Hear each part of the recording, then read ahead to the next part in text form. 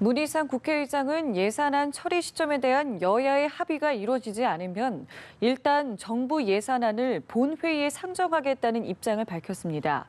이에 따라 여야 원내대표들은 별도로 모여서 예산안 처리 일정을 놓고 논의에 들어갔는데요.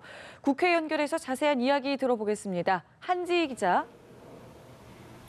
네, 헌법이 정한 예산안 처리 법정 시한을 넘긴 가운데 내년도 예산안을 둘러싼 여야 3당의 신경전이 이어지고 있습니다. 4조 원 세수 결손 문제와 일자리 예산, 남북 협력 기금 등에 대해서 이견을 좁히지 못하고 있는 겁니다. 이런 가운데 문희상 국회의장이 오늘 3당 원내대표들을 만나 예산안 처리 시점에 대해 논의했는데요. 문 의장은 오늘 오후 2시까지 교섭단체 간 합의를 이루지 못할 경우 밤늦게라도 본회의를 열겠다는 입장을 밝혔습니다. 이미 예고한 시한을 넘긴 가운데 여야 교섭단체 원내대표들은 접점을 찾기 위해 오전부터 잇따라 회동을 하고 있습니다. 앞서 문 의장과 여야 5당 대표가 만난 초월의 회동에서 선거제 개혁 문제가 쟁점이 됐는데요. 바른미래당과 민주평화당, 정의당이 예산안 처리를 선거제 개혁 논의와 연계할 움직임을 보이면서 공개 설전도 벌어졌습니다. 한편 교육위원회 법안 소위에서는 사립유치원의 회계 투명성 강화를 위한 유치원 3법 개정안을 두고 여야가 대립했습니다.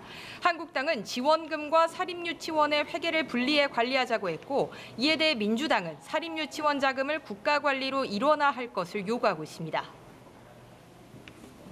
네, 청와대 특별감찰반의 비위 의혹을 놓고 조국 민정수석에 대한 책임론이 일고 있는데요. 여야의 입장은 좀 어떻습니까? 네, 청와대 직원의 연이은 일탈 행위로 조국 민정수석에 대한 책임론이 확산하자 더불어민주당이 수습에 나섰습니다.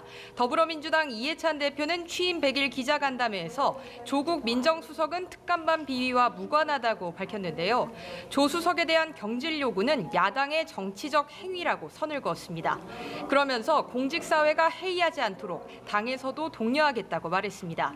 앞서 조응천 의원은 SNS에 조 수석이 사의를 표함으로써 대통령의 정치적 부담을 덜어드리는 게 올바른 처신이라며 당내에서도 책임론이 확산하는 것이 아니냐는 전망이 나왔는데요. 이에 대해 표창원 의원과 박광원 의원 등 민주당 의원들은 조 수석을 흔들지 말라는 글을 올리며 조 수석을 향해 묵묵하게 국민의 명령만을 기억하라고 당부했습니다. 이런 가운데 야당은 일제히 조 수석의 사퇴를 촉구하고 나섰는데요. 자유한국당 김성태 원내대표와 바른미래당 김관영 원내대표는 인사검증 실패 등의 책임을 물어 조 수석을 해임해야 한다고 요구했습니다. 바른미래당은 또 청와대 특별감찰반의 비위 의혹과 관련해 국회 운영위원회 소집을 추진하기로 했습니다. 네, 이해찬 대표가 오늘 취임 100일 기자간담회를 열었다고 했는데요. 그동안의 소회와 또 앞으로의 전국 구상을 발표했다고요. 네, 그렇습니다. 강한 리더십으로 당 존재감을 키워온 이해창 더불어민주당 대표는 취임 100일 기자간담회에서 정권 재창출을 재차 강조했습니다. 이 대표는 회견에서 무한한 책임감으로 2020년 총선 승리와 문재인 정부의 성공, 정권 재창출을 이뤄내겠다고 말했는데요. 내년 4월까지 투명하고 객관적인 공천 룰을 마련하고 상향식 공천 시스템을 완전히 뿌리내리겠다고 강조했습니다. 또 당의 지지율 하락 원인에 이재명 경기도지사 논란이 영향을 미쳤을 것이라고 말했습니다. 문재인 대통령의 아들 준용 씨 채용 의혹이 다시 불거지는 것과 관련해서는 이미 다 끝난 일인 만큼 언론에서 자꾸 거론하는 건 적절치 않다고 선을 그었습니다.